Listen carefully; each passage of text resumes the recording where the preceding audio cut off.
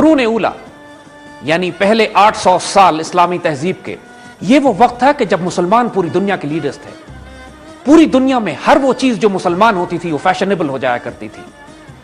مسلمان تہذیب کے مقابلے میں یورپ اس وقت ڈارک ایجز میں سے گزر رہا تھا. اگر آج آپ مغرب کے تاریخ دانوں کو اٹھا کے دیکھیے تو وہ مغرب کی تہذیب اس طرح بیان کرتے ہیں کہ جیسے عیسیٰ علیہ السلام سے کئی سو سال پہلے یونانی تہذیب، گریکس، اس کے بعد عیسیٰ علیہ السلام کے بعد رومن سویلائزیشن، اور پھر 1000 سال کا عرصہ ایسا ہے کہ جس کے اوپر کوئی مغربی مفکر، دانشور یا تاریخ دان بات نہیں کرنا چاہتا. اور اس کے بعد 1000 سال کے عرصے کے بعد یہ اپنے 15ویں صدی میں رنیسانس کے پیریڈ میں آ جاتے ہیں، اور جس کے بعد 17ویں، 18ویں، 19ویں صدی میں ان کی ریفارمیشن اور انڈسٹریل ریولوشن شروع ہوتی ہے، اور پھر 20ویں صدی کا آغاز ہوتا ہے. جیسے وہ یہ ثابت یہ کرتے ہیں کہ رومن امپائر کے بعد انسان کی جدید دور کی تہذیب 1000 سال کے وقفے کے بعد، رنیسانس کے بعد شروع ہوتی. حالانکہ جو 1000 دور کے ڈارک ایجز جن کو یہ لکھتے ہیں، یہ ان کے ڈارک ایجز ہیں. انسانیت کے اعلیٰ ترین دور، انسانیت کے یہ 1000 سال ایسے شاندار دور، اس میں کہ عقل دنگ کر دینے والی تہذیب، جس میں economic models, political models, social models, فوجی تہذیب، فوجی ترقی، اور پھر science, architecture, literature, engineering, mathematics, medicine, astronomy. دنیا کی کوئی سائنس ایسی نہیں تھی کہ جو اس دور میں اپنے عروج پر نہ پہنچا دی گئی. ہم آپ کو آنے والے پروگراموں میں اس تہذیب کی صرف ایک جھلک دکھائیں گے، اور آپ کو یقین سے کہتے ہیں کہ آپ اپنی انگلیوں کو دانتوں میں دبا لیں گے جب آپ کو یہ معلوم ہوگا کہ مسلمان کس طریقے سے آج کی تمام جدید سائنس اور جدید تہذیب جو آپ کو نظر آتی ہے، اس کی بنیاد مسلمانوں نے اپنے اس 800 سال کے قرون اولا کے پیریڈ میں رکھی. یہ وہ دور تھا کہ جب یورپ سائنس اینڈ ٹیکنالوجی سیکھنے کے لیے مسلمان دنیا میں آیا کرتے تھے. بغداد، دمشق، اور خاص طور پہ مسلمان اندلسیہ، جہاں پہ سائنس اینڈ ٹیکنالوجی اور انجینئرنگ اور میتھمیٹکس کی تمام زبانیں عربی میں ہوا کرتی، سبجیکٹس عربی میں پڑھائے جاتے تھے، اور تمام دنیا سے لوگ مسلمان خطوں میں آ کر مسلمان یونیورسٹیز میں داخلہ لیتے، اور ان کو وہی عزت اور احترام دیا جاتا جو مسلمان شہریوں کو دیا جاتا تھا.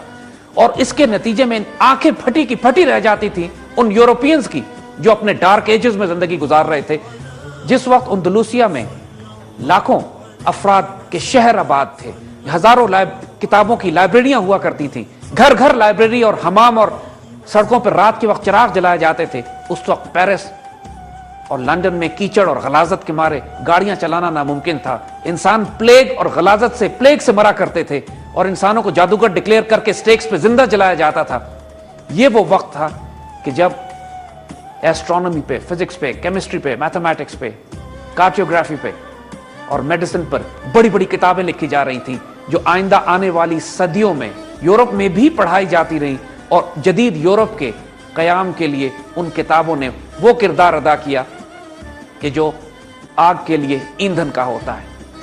اس میں کوئی شبہ نہیں ہے کہ جب ہم اس دور کی بات کرتے ہیں تو اکثر لوگ یہ سمجھتے ہیں کہ شاید مسلمان اس میں ایگزیجریٹ کر رہے ہیں، مسلمان اپنی تاریخ کے اس رومانوی دور کو بڑھا چڑھا کے بیان کر رہے ہیں، کیونکہ انسان کی عقل میں آنے والی یہ بات نہیں ہے کہ وہ دور کس قسم کا تھا.